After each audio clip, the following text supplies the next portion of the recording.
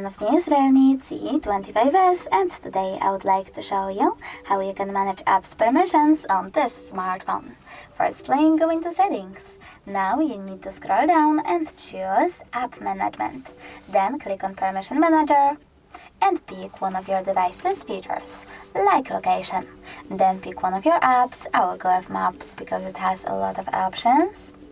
Oh, okay. It froze.